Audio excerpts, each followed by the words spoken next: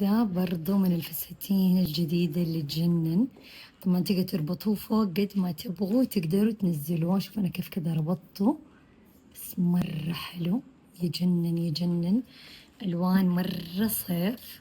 دخلت عليه أنا هذا اللون البيج. so in love.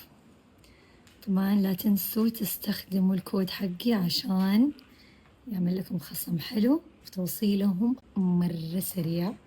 فاللي لسه كذا محتاجة فساتين، حتى اللي مو مسافرين، تبي فساتين مرتبة حلوة، تقدر تلبسوها في عزايم، تقدر تلبسوها في سفر.